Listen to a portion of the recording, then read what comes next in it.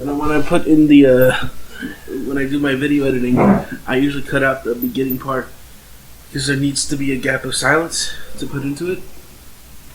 So yeah. They're probably hearing everything here. I'm gonna probably leave that in just to show them like what I'm trying to work around. Yeah. Yeah, we live with a lot of people. Yeah. So I heard you got your. How was your first day at work? It was great. Kind of long and boring, but it was great. Was it like your first day working at all? It must have been shocking. Not really. It's just they tell you to do something, you go do it. Yes. Without arguing. My problem with work is usually like the independent part of it. I can do repetitive tasks. I've even worked at a couple of temp jobs where they'll have you just work for a week and you'll get a week's worth of paycheck, and they end up gave me like $400, and it was just like a box factory, literally. A box factory. You'd fold boxes, and I ended up. Well, originally I was tasked with doing the conveyor belt with everyone else. But I sucked so much because I had to pick up boxes every like 5 minutes, 50-pound boxes, and my back wasn't cutting it. I was slowing down. So they moved me over to the area where people like they're struggling with stuff and they're slow, which is like the folding. Yeah. But here's the ironic thing: is that I'm not good with like heavy lifting stuff, but I'm good with repetitive tasks to the point where I had gotten so good and practiced so much on making the boxes themselves for the conveyor belt that I was literally making them faster than everybody on the tables over there. So much so that I was like the pizza guy in the commercials. Yeah. I was making a box in less than 5 seconds because I was just having fun with it. So they realized that my problem wasn't like laziness or anything. It was just literally the weight. So they ended up moving me over to a more advanced section where like people work a bit more complex boxes, and I felt like I had a skill. Yeah. What they have you do over there? When I got there, after the orientation, I went to they call it the register manager, basically. And she's like, can you take all these throwbacks? Because people can't pay for food or stuff. So the first 2 hours of my work day was literally walking around the store and figuring out where stuff went. Because I'd never been to that store. So it was yeah. So hopefully it goes a lot better. I can probably remember where everything goes. But probably not. I'll probably get lost again. It's just like with all this internet stuff and the series we're trying to make, every time you make an episode, you improve a little bit. If you notice, hopefully, I found a way to like half the static on this audio, so people should hear our voices a bit better. Probably. And I want to surprise you with this news. I'm going to use. Still have a bit of money left. I'm trying to like use that to buy like some cheap games to record, and I want to see if I can use this mic to do Let's Plays on the weekend. See if that ends up going over well with like just a laptop but with a professional mic. Because I bought what was it? I have an Asus model.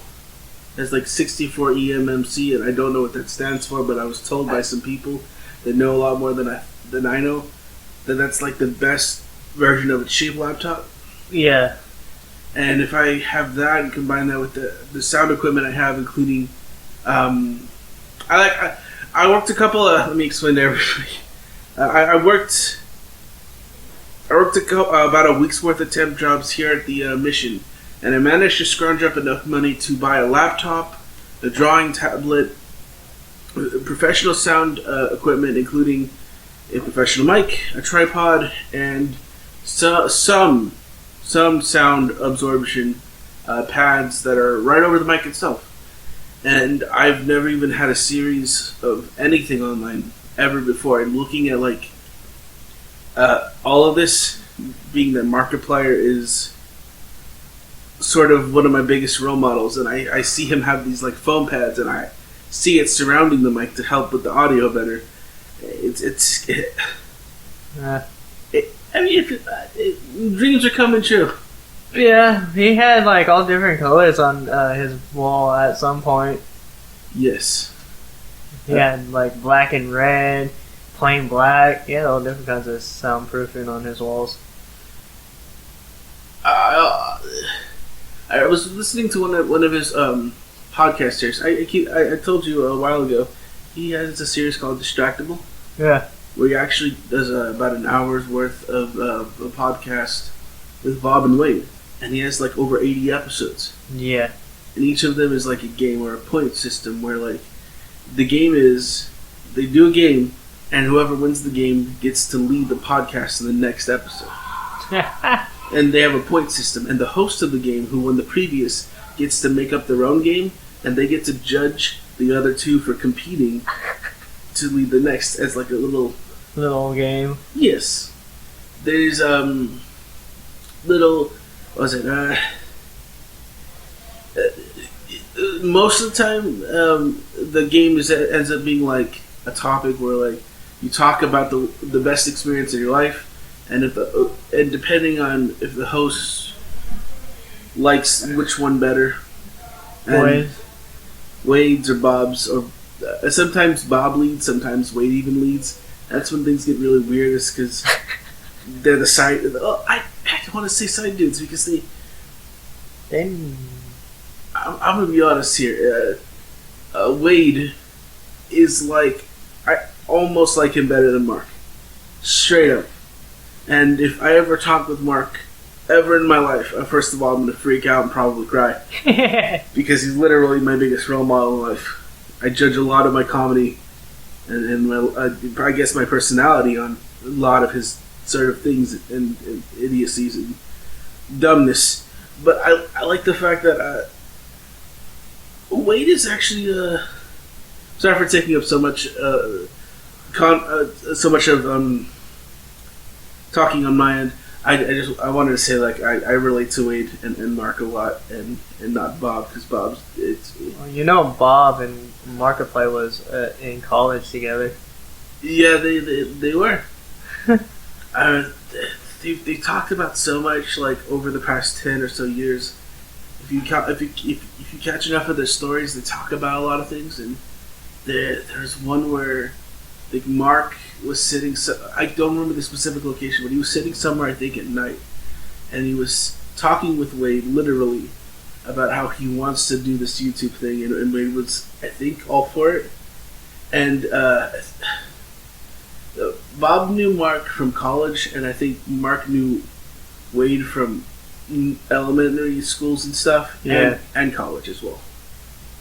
And they all ended up doing, things like, I hope this is appropriate to talk about or just mention, drunk Minecraft. I remember that. Yeah. I remember those videos.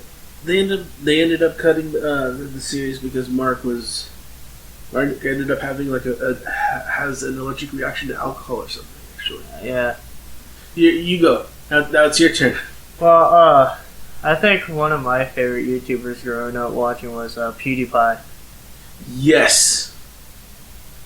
Before he was all like big, like having like over 88 million subscribers, he was very small when he first started out. He was like the most like growing YouTuber at the time. Like he was like the top dog of YouTube. One of my favorite videos was when he was playing Happy Wheels. That's bad. He freaking kills himself multiple times. You're an OG if you know Stefano. Stefano, dude, that was my favorite time when you play Stefano. He throws him. Bucks. You think Tiny Tim Box or something? No, that's Markiplier. Tiny Box. That was Mark. Yeah. I forgot what he calls the box. I don't think he gave him a name. Yeah, I think he just literally called them Box. Yeah. Oh, Barrels! Barrels! That's the big one that he talked about besides Stefano. Yeah. I convinced my uncle a couple years back, right when I graduated, on the year I graduated high school, I convinced them on my birthday to let me buy like the Legend of Brofist video game they had. Yeah. And I watched a couple reviews before I bought it, and they said it's like legitimately a decent video game. All the voice acting are like from the legitimate YouTubers, Markiplier and Jacksepticeye and a duck.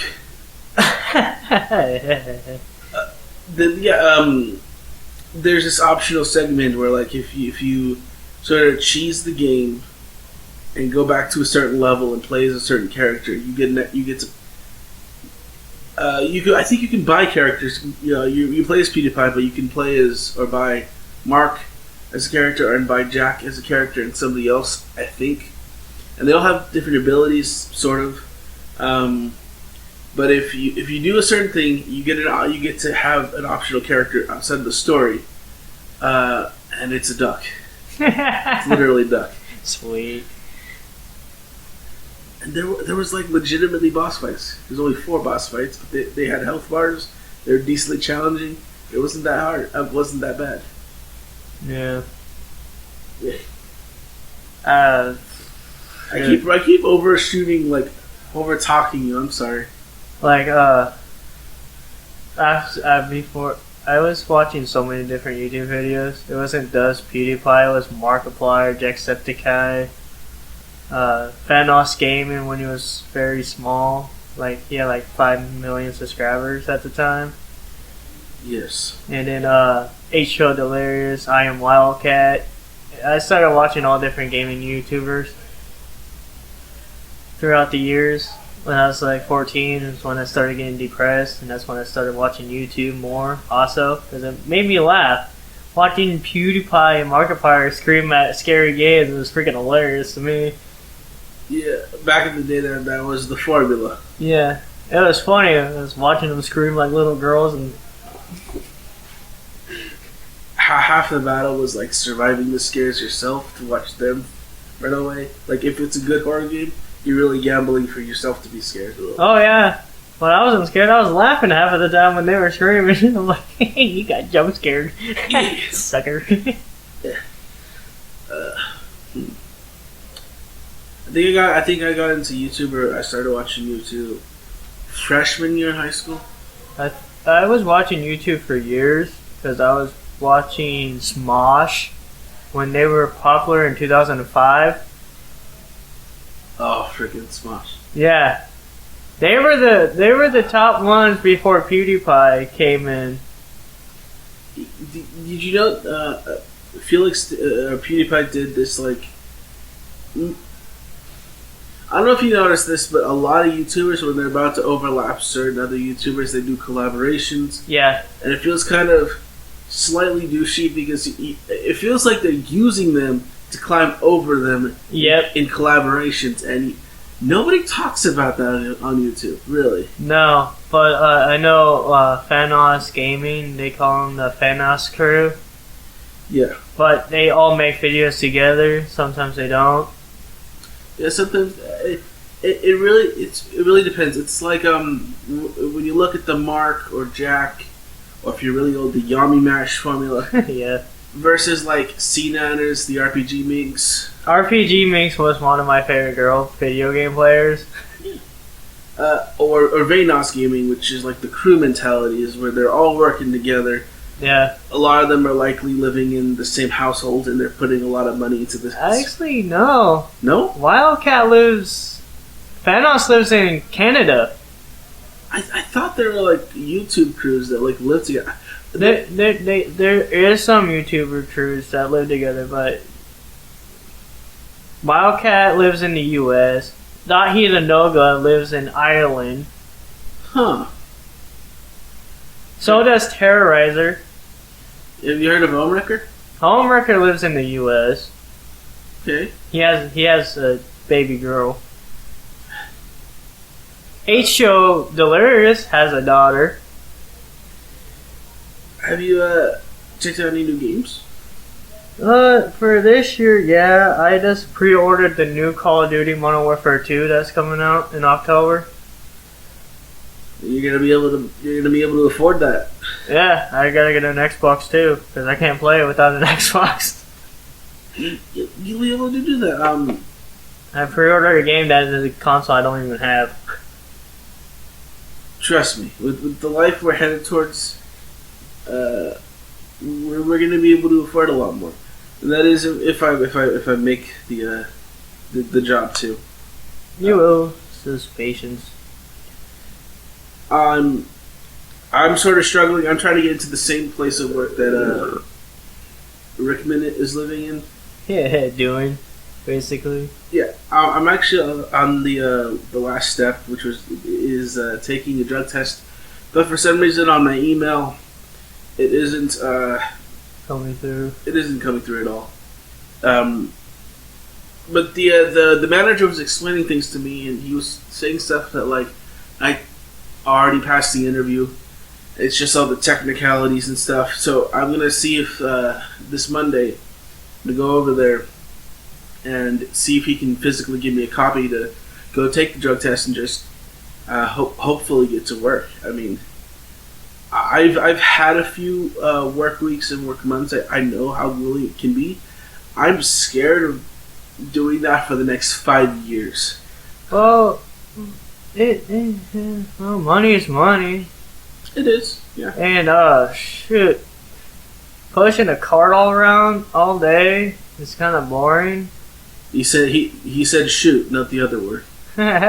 Shoot. But it was long. It felt forever. Okay. Like, I look at the clock, I'm like, oh, it's 1 o'clock, it's time to take a lunch break. Lunch breaks go by fast, and then when you go back to work, it goes slow. That's how the brain works. When you're enjoying something, your brain perceives time a lot faster, realistically. Yeah. And if something sucks for you, your brain will go slow. And there are like these cool psychological things where if you can trick your head into enjoying what you're doing, everything goes by a lot faster. Oh, then I started enjoying pushing the cart around because it looked like I was acting busy with not doing anything. Did it feel like it went a little bit faster in that segment? Yeah, because I was just looking around putting random crap away, so... Yeah. I haven't particularly worked in a grocery store. The most I've ever worked a legitimate job would be as a cashier. I don't know if I should be sharing too much information with this person. Look this. I 4 months as a cashier in a gasoline station. And I did so horribly bad that like that was my first legitimate, real, actual job, and I stood there doing the cashier job that they taught me. Yeah. And then the manager came up to me a month later. It's like, dude, you gotta get off the cashier and stop and do all these other work. So now, in my head, I'm like, what are you talking about? You told me to do the cashier. And this is in my head. I'm never gonna say this to my boss. A boss. Yeah, I'm never gonna say that to my face.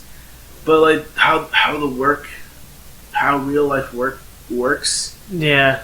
It feels a bit like slightly underhanded the way real life works, because it's most applications or job things are like you apply to do this job, but basically that's going to be like your main thing, and then you got to help around every other section.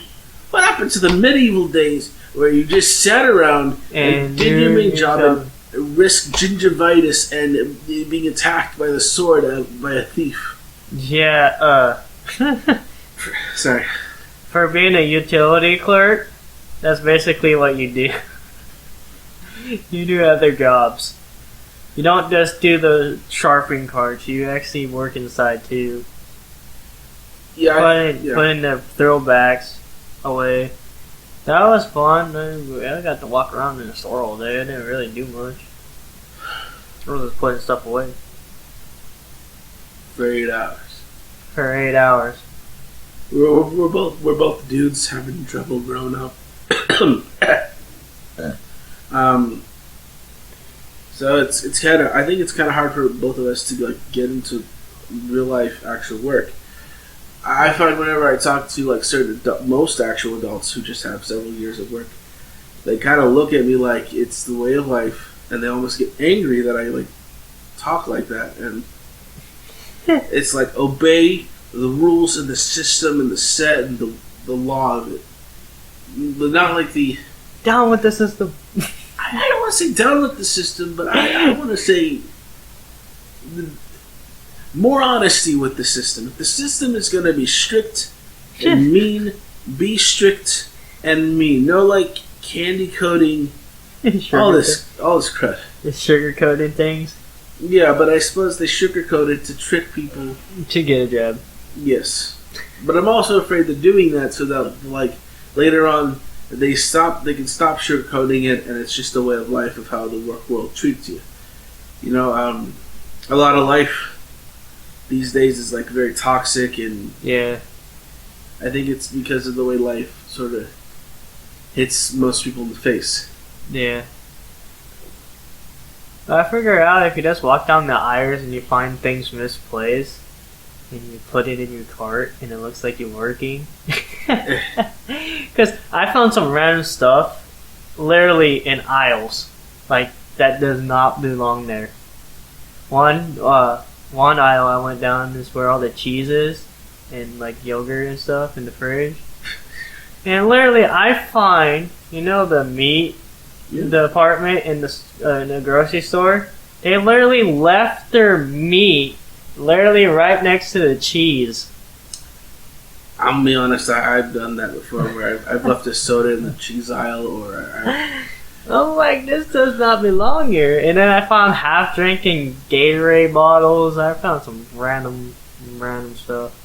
There's always gonna be that kid who's like takes half the candy bar and eat it, and then they put it down somewhere. Make it look like it's still. Sometimes they might fluff it up and make it look normal. Yeah, I found a freaking those red velvet looking strudels.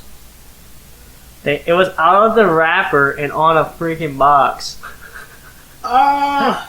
Like people were just leaving random stuff, and I found a raspberry Danish on cupcakes. I found like some random stuff everywhere. Okay. Yeah. Like people put if they didn't want the produce, like the potatoes, like all the stuff that people like to eat, like their vegetables and their fruits, they will stick them in random spots too. I found tomatoes in a random freaking spot. So I had to go take those back. Someone left the eggplant. Oh, like, you guys are weird. I hope that's not like. I don't want to be like the negative Nancy that comes home and complains about something small like that is the world's biggest. No, it's funny because I was laughing halfway through the store finding these random stuff. It made my day a whole much better. Yeah. Because I had people coming up to me all day speaking in Spanish, and I'm just staring at them like, what did you say? I don't understand though. Doesn't make sense, yeah. Yeah, I'm like white, bro. I don't know how to speak that. It was cool because I'm working at a Spanish grocery store, so it makes sense. Some of them know how to speak English very well, and some of them don't. They know how to. The place you work at Spanish? I have no idea. Superior Groceries is a Spanish grocery store.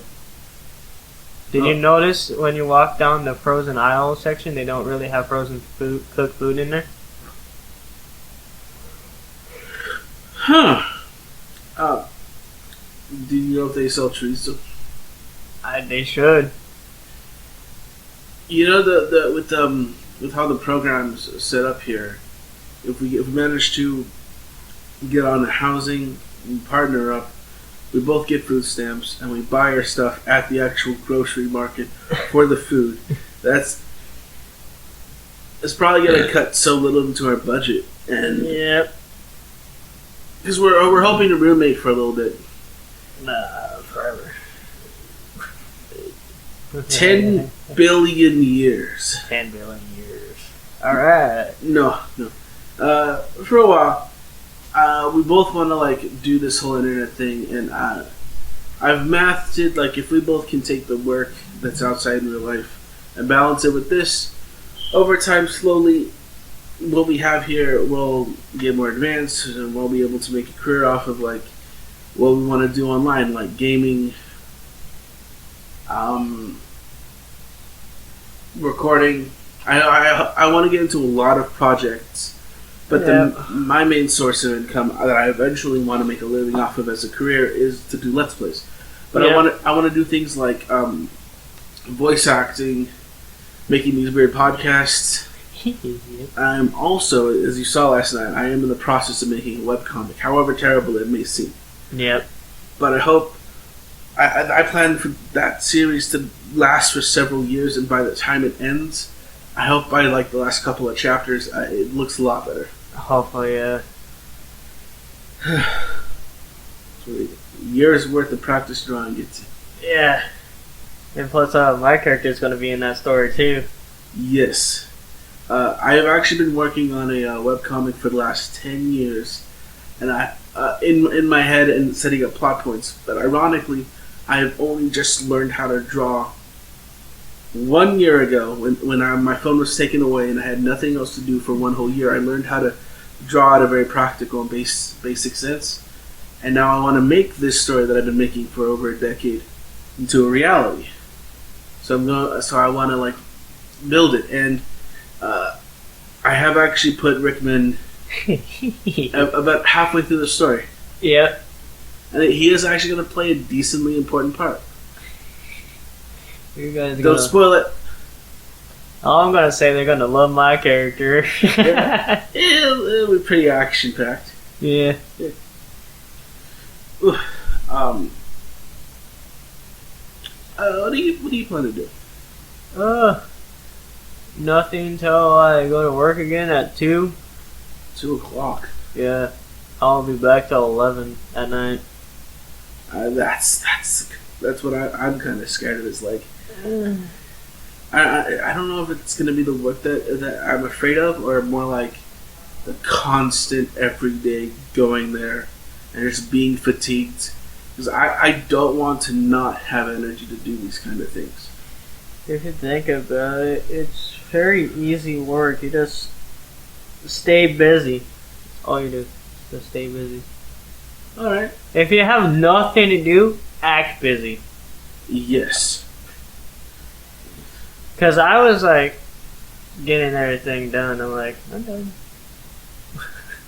Because I'm fast paced, so I'm like, besides putting the stuff away, because I didn't know where everything was.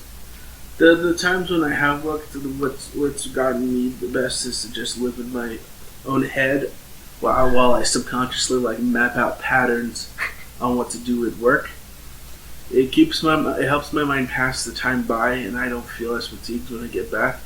But even then, like back in the day, real life work used to be such a legendary feat for me to accomplish in getting a paycheck that like every day I came home or to my bed, I would just fall on my face at my bed and pass the freak out with no memory, and then I wake up and I find I'm half hour till work, and I go out there and it was like living a lucid dream. Like for example, I went to my temp service, the same place with my cardboard factory place. Yeah.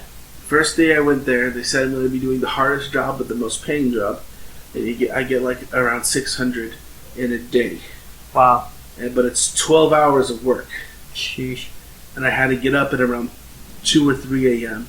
and I had to work till not 7 or 8. It's something that equates to like, because I remember waking up that early, something that equates to 12 hours. However, I had to walk there. The temp service and the shelter that I lived in back in Ohio, there was about a mile walk. Sheesh. I ended up walking, and I overshot the temp service, and I walked 2 or 3 miles. And beyond even that, I was so stressed out about my first day at work going over there that I stayed up for an extra 12 hours. Then I walked over to the temp service, walked 3 miles in the wrong direction, came back, got to the temp service. They then took me to a driver, and they drove me to another state in like Kansas. I think it was Kansas. Somewhere out there. And then after I worked about 6 hours of heavy back-breaking cardboard work, we had our first lunch break, and I felt I was about to just faint. I told someone, like this guy that I was really comfortable there that I was working with, about what I was going through, and he was like, "What kind of drugs are you on to keep yourself awake like that?" And It's called insomnia. Not a drug. yeah. It's a sleeping disorder, sir. When I got back and they gave me the paycheck and I cashed it in, next day over, as I was recovering, my back was still sore. Went to go buy my first cell phone with internet. Got my life a little bit better. And then I have a very checkered past. It's very interesting. After I got that phone, I soon discovered that site, the very bad site. Yeah. And that's when that bad stuff started happening. Actually. Yeah. Sorry for taking up that much.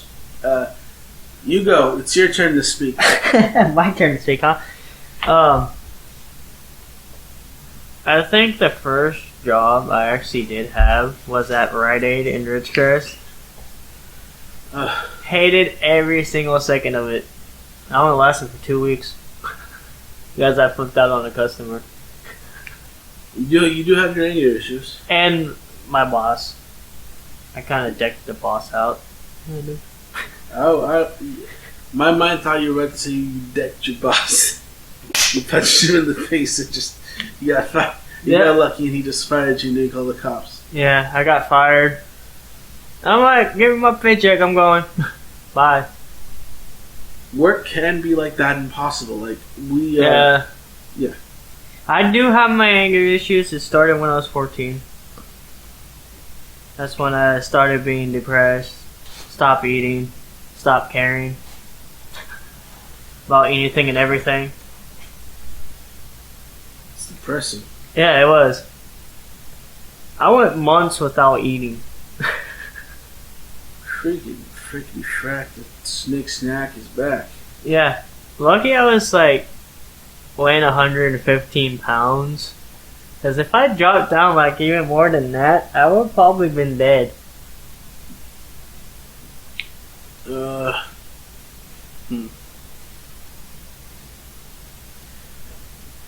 Yeah. It's sort of a tough topic because to people who are struggling with growing up and to people who are just get out of high school, Yeah. they have like this massive reality check. I think. I'm sorry I keep taking a hold of the conversation so much. I have a bit to say. Yeah, you do. Today. When I was in high school, when I got out of high school, I noticed a lot of I didn't have a lot of friends, but the few friends I had, Yeah, I didn't have a lot of friends either.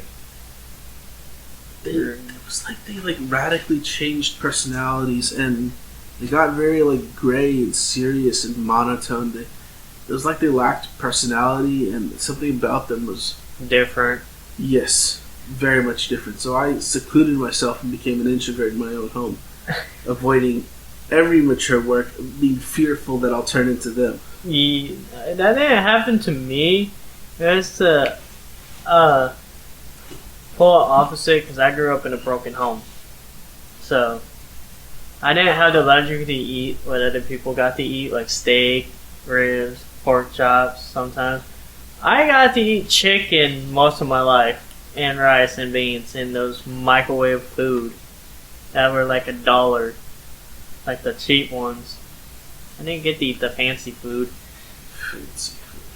Because my mom only got like $400 or $800 before my siblings were 18.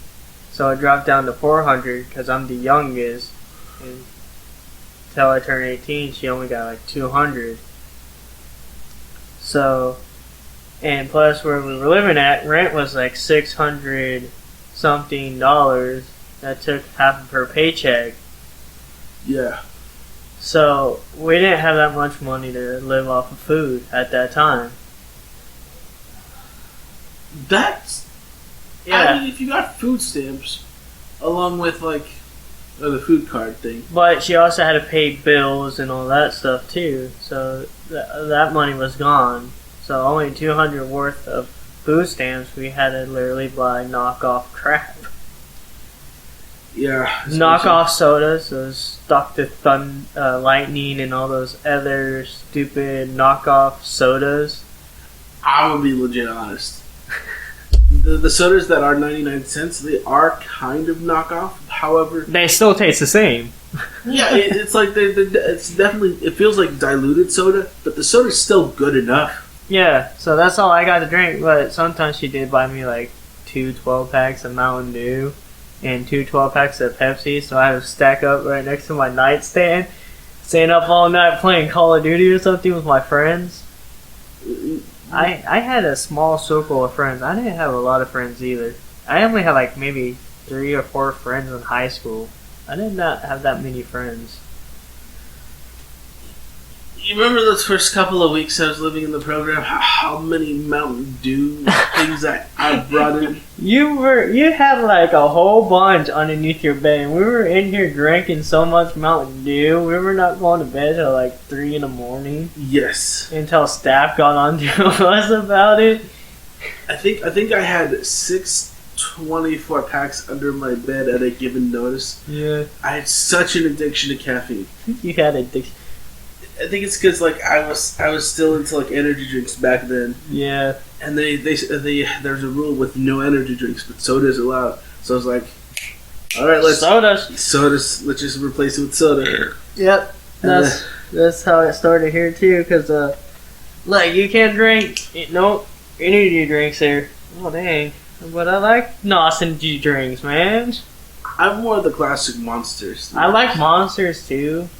Especially the green one, the original OG of the Monsters. Yes. But if I was going to drink another Monster too, it has to be the Peach Monster. Okay. It's hard to find in some stores because they hardly have it. I like there's the fruity Monsters. There's also the coffee Monsters. I like the coffee ones too. Yeah. I used to drink like 2 of those a day at the skate park. If you had the really weird indented red ones or blue ones, it kind of tasted like red Kool-Aid energy drink or blue Kool-Aid energy drink.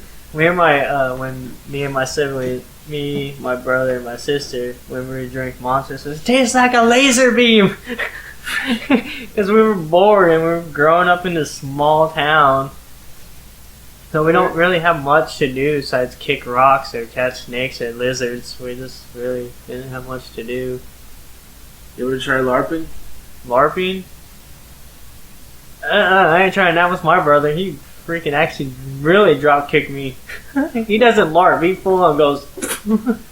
So back in high school, I had a best friend, and his father was a legitimate LARPer. No. Was a legitimate in real life blacksmith. Oh, sweet! And he made real weapons and stuff. And back in the day, he would make us like weapons fashioned out of metal. Metal, yeah. And me and my friend, we would actually practice LARPing on each other. They killing each other. Yeah, he only made 2 swords and a shield, and it was my best friend. So he got the sword and the shield. Yes. However, during our training sessions, I nearly won on multiple occasions because I was just like looking for like opening shots. Oh, opening, yeah. I was always backing up, dodging, and waiting for him to expose himself. Like whenever he swings, he'll have himself open a little bit. That's when you go for the stab. Yeah, and there was one point where he was literally running at me, and thankfully the top end of the sword was fashioned as a pipe. Yeah. So it was like circular, but I did this, and he ran into me with his right eye into where the pipe was, and he ended up getting a black eye. He dropped all his weapons and started screaming. We both apologized. And he was a little angry, but that was because it was a fight we knew we were with real weapons, basically. We knew what we were getting into. He ended up getting a black eye, but we both got over it. We were chill. They had an actual dummy that hung up in the back of the tree in his in his home, and I would occasionally go over to his house and use one of the weapons, and I legitimately trained with an armed, fashioned sword weapon thing. And I learned how to do a couple of combo attacks and how to like counter one sword style with holding it with two dual hands, learning how to block, push a sword away, and get an opening and jab somebody. It's kind of cool. Yeah, I got to use a will sword at one point. My biological father let me see his sword because when my mom and my dad got divorced other week, and I went to his house. So I go over there one day. I'm like, "Hey, Dad, do you got a sword?" He's like, "Why?" I was watching this TV show Bleach. I want to see if it's an actual sword can cut through pineapple. I was bored because and plus Bleach was one of my favorite animes back then watching. So I'm like, "Hey, Dad, can I see a sword?" He's like, "Why?" I'm into this show called Bleach. He carries a big fat sword on his back. It's like, "What do you mean?" His hilt is all the way up here, Dad, and his blade is all the way to the tip of his heel. And it's like, that's one big sword. I'm like, "Yeah, can I see one of your swords? I want to cut something." So I go outside. I'm playing with the sword. I didn't cut myself, but I almost did because I swung it the wrong way and almost got myself in the leg. I was maybe like 11 years old at the time. So I swung it, cut open a pineapple with one. I cut a table in half. What the? Yeah, it was awesome. It was like those like rickety old tables. My dad's like, "You can break the table if you want." So I just put a sword through it. Alright. It was awesome. You think it's been an hour? No. No? You think about 40? About 40. Alright.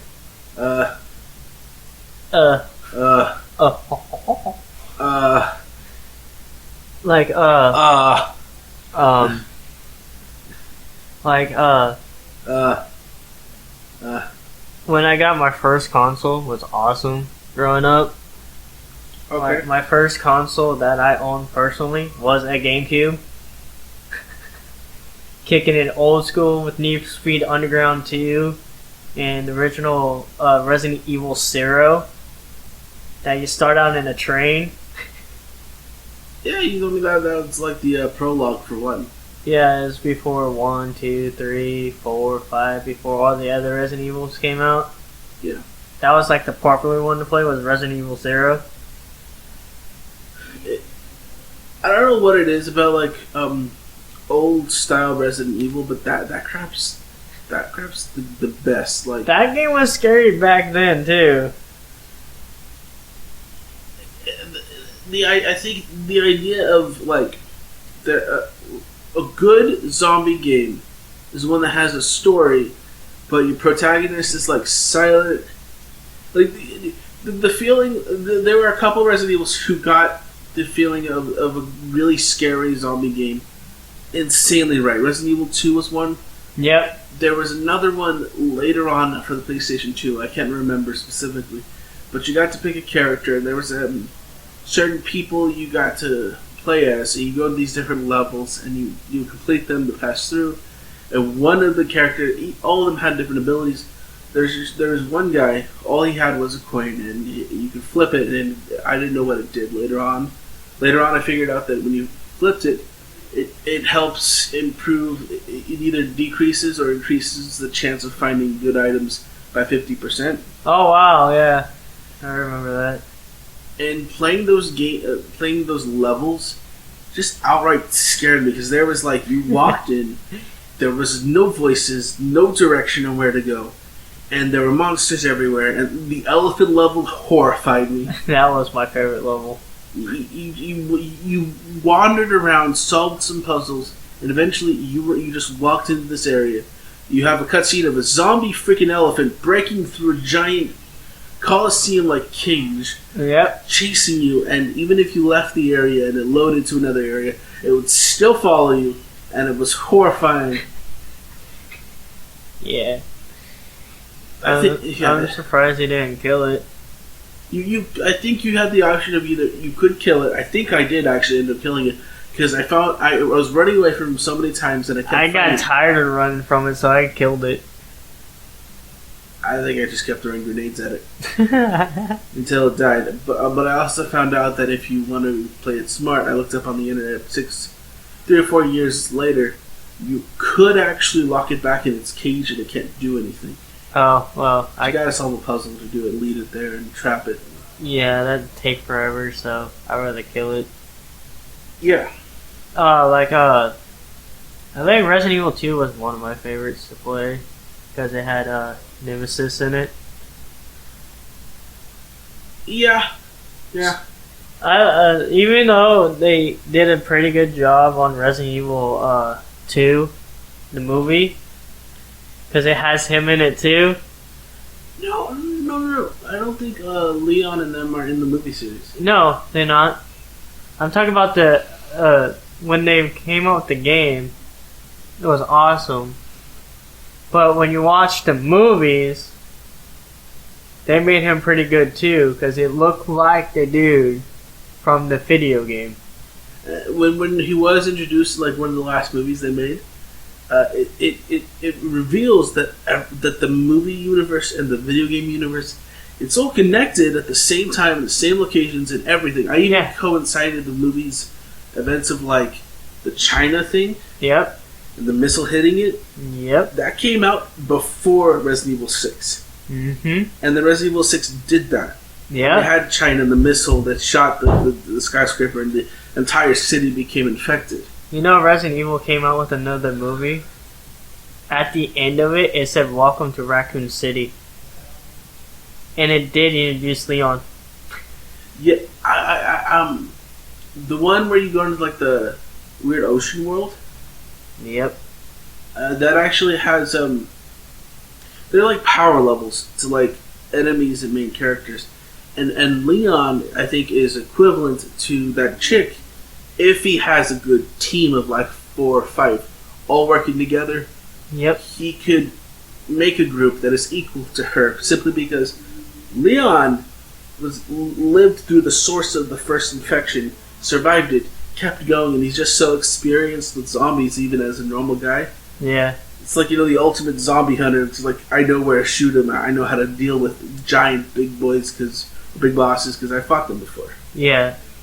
And plus, think about it, when you played Raccoon City, you play as Leon.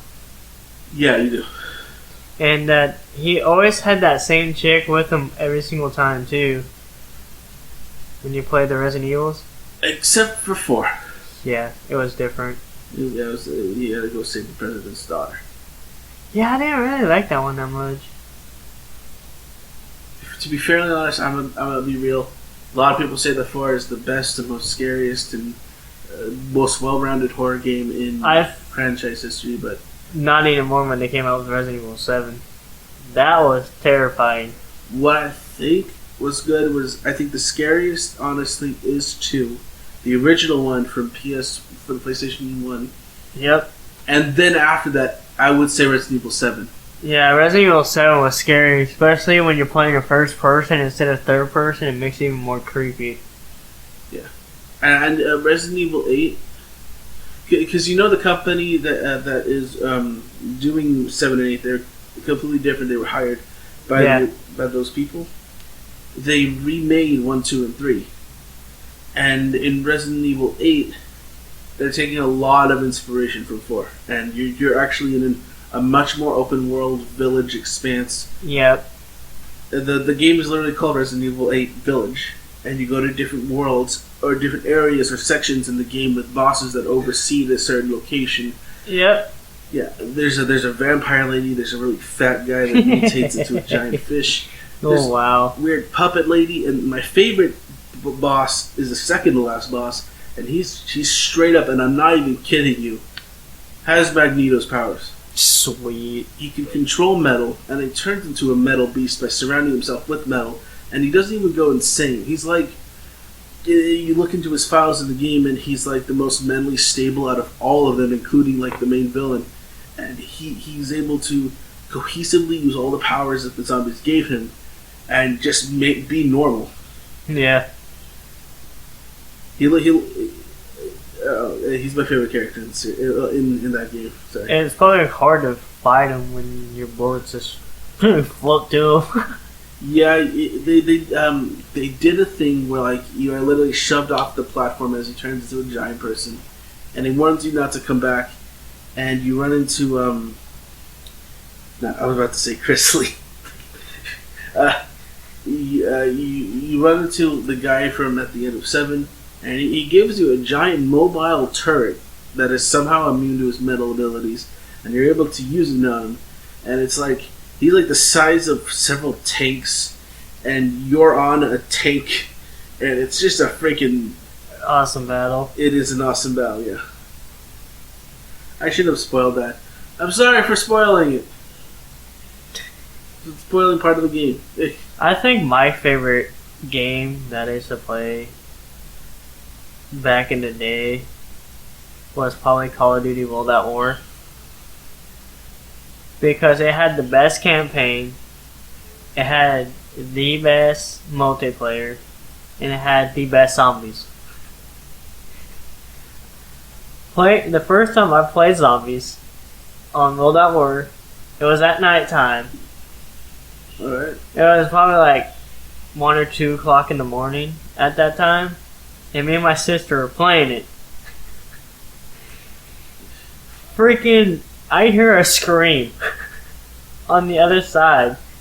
Because when me and my sister, I had my room and she had her room. So I hear this loud scream because we were playing zombies. Then I go into her room, it's like, what happened? I got scared. What you got scared by? The zombie popped out of nowhere. I'm all buzzing up laughing.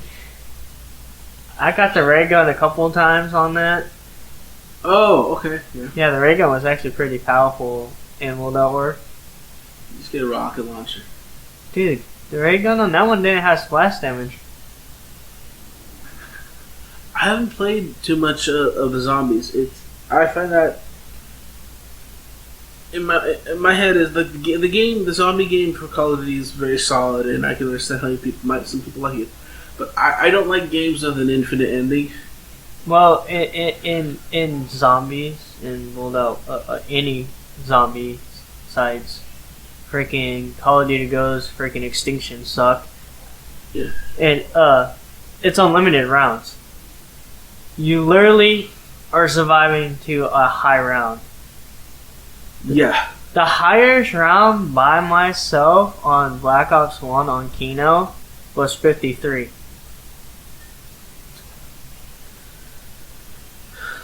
I'm just remembering 7-8 years back a YouTube video of somebody experimenting with the zombies mode, and they got to around 99 and kept going to 130 or 40, and he just quit because it's unlimited. There's no ending unless if you do the Easter eggs. Oh! Yeah, there's Easter eggs in zombies. Well, what happens if you complete the Easter eggs? You get a side, it shows you like a story. A side ending? Yeah. It doesn't end, does it? It ends after that. It does, actually? Yeah. I never did one, but my friends have done it and told me when you do the end story, it just ends the game. Huh. I never done it. You know, I may do the zombies mode because of that. My favorite zombie map to play was on Black Ops 2, and it was called Origins. It's like think about like World War One or World War II with the trenches. You're basically running in trenches to find staffs and stuff. And you can ride on this tank that comes by all the time too. Like you can just hop back on a little tank. But you don't want to stay on that tank because the zombies can climb up on it and kill you. So you're literally running this big old map. You gotta watch out for one of the big giant robots that walk by because he will step on you. Do you fight? Are there actual robots you gotta fight? No, you're just fighting a whole bunch of Nazi zombies. Oh. Yeah. while you're fighting these zombies, you got the cool main characters. You got Nikolai, Dempsey, Tokyo, and the Doctor, of course. Alright. I like Nikolai. He was funny. He's like, where's the fucker at? You know, he was always talking about vodka, or Tank will call, hey, idiot player, give me some ammo! It's a bit of better play there. Yeah, it's like, who are you yelling at? I think that's enough for the podcast, right? I think it is. Alright. Oh yeah, we renamed it, right? We did rename it. Because some people in the program, we were introducing them to the content we were trying to make. And they said we shouldn't call ourselves the Good Idiots because that's... Down. Yeah, it's a low self-esteem sort of thing. Yeah. So, you okay with the title? Yeah, of course. I think we're going to call ourselves Accidentally on Purpose. Accidentally on Purpose. I think that makes perfect sense for our personalities. Yes, it does, actually. If you like this podcast for whatever reason, remember to subscribe and like it. If you have any plugins you want to give. Oh yeah, subscribe to Doug Bennett's channel too. It's Feed Nico and Doug Bennett Tacos. Yes. I just watched one of the videos. It's actually pretty cool. Adam's in it too. Yeah, he was in episode 4. And he's been wanting to try to do this podcast with us as well. Yeah. So you may see him later in the future. You may hear him in the future. Yeah. Also, I have my own Twitter account Twitter. Saying Twitter account does not sound professional. Called Jason Datcher. It's where I make art. And it's where I'm going to be trying to post up my webcomic that I'm going to be working on for a while. I have a few projects that I want to do on YouTube. The webcomic. I want to try to get into voice acting a little bit. I want to work on a separate series with Adam. And I want to make another project. It's very secretive, top secret, that even you don't know. Oh, sweet. I even have... Hint, it's another podcast. Sweet. Another thing, I need to start getting some videos made for my channel, too. You do? I have no videos right now. You should probably work on getting a screen recording equipment. I might. I'm gonna be realistically honest. I'm gonna try to start out with Minecraft because that's just it's the McDonald's of YouTube. McDonald's, yeah. Yeah. So yeah, I'm gonna just hop straight into Call of Duty. That makes sense. Straight up, just go for it. But I'm gonna suck regardless, so I don't care if you guys like it or not. I'm gonna still win some games on that. If Minecraft is the McDonald's of YouTube, then the Call of Duty's like the Burger King. No, it's the next one. It's the king, actually. Okay. It puts Fortnite to shame. There's more people watching Call of Duty than they do Fortnite now. Yeah, because I don't want to get too cynical on it, but games that rely too much on a gimmick, once the gimmick's trend runs out, because people lose interest in the gimmick itself. It gets boring after a while. I used to play Fortnite. And then people give up on it. I gave up on it after season 1. It was like, dude, it's just like PUBG but cartoon and building things. That's the only thing that's different. Yep. I'm like, you know what? I told my friends, like, you know what? I'm just gonna hop back on PUBG. It's like, why? I'm like, it's more harder to hit somebody. Okay. We gotta end this. My name is Jason Datcher, and this is Rickman. Rickman. Yes. Rickman. I hope you all have a good day. I think I just kicked the mic on accident. I kicked it earlier. It was going so good, the professionalism was increasing, and then I kicked the mic. Goodbye. Goodbye.